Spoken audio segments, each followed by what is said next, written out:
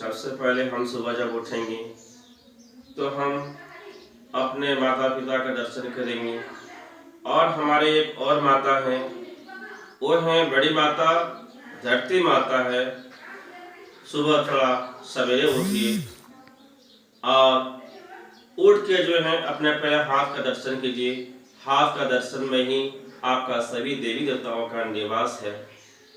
कराग्रे जो हम कहते हैं, कराग्रे मैंने कर होता है, कर मैंने हाथ।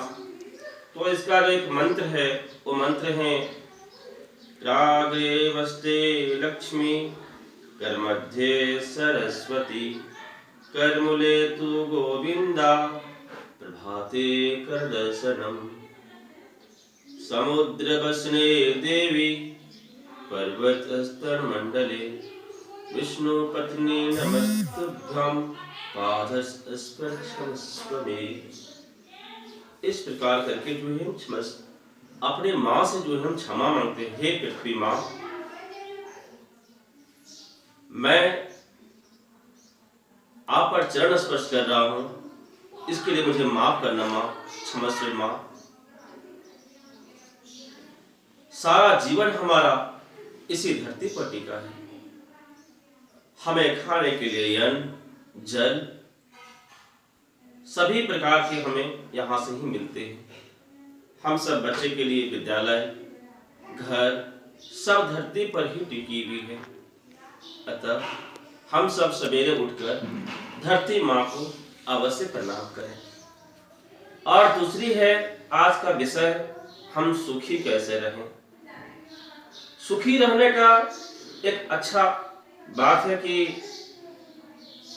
सुखी रहना चाहिए, दरिद्रता घर में नहीं आनी चाहिए। सबसे पहले हम जो हैं एक साथ रहेंगे, संगठन बनाए रखेंगे और अच्छा करने के लिए सब परिवार मिलकर एक डिसीजन लेंगे। परिवार में किसी भी प्रकार का कलह उलझन ये नहीं होना चाहिए।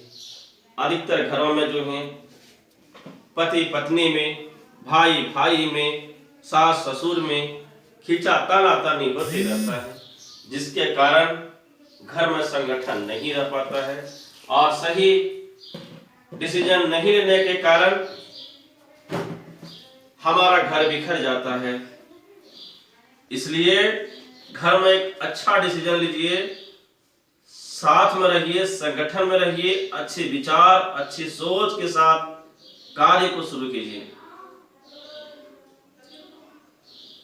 और जो भी कुछ है नशा विसर्जन करते हैं ये सब त्याग दीजिए।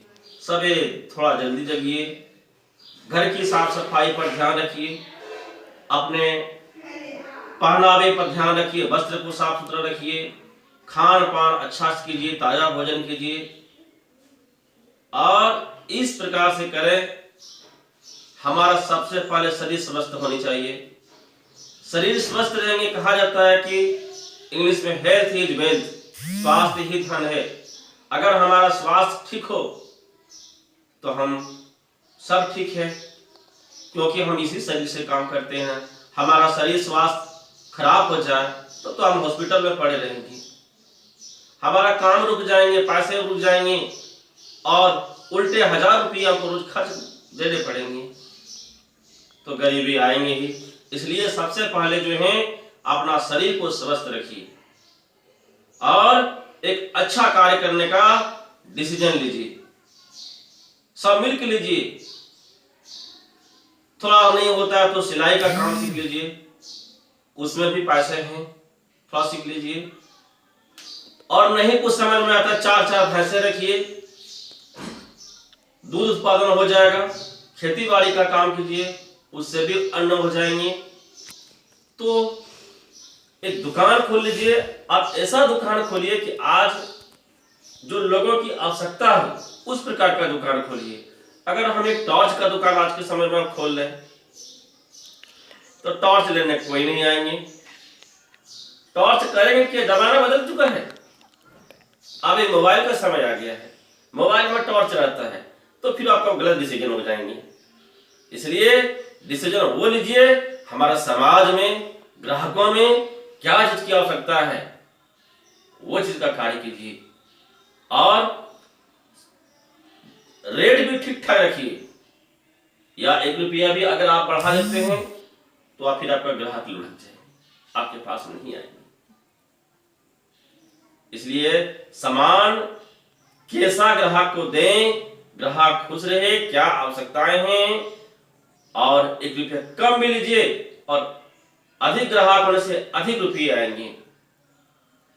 तो इस प्रकार से डिसीजन लीजिए।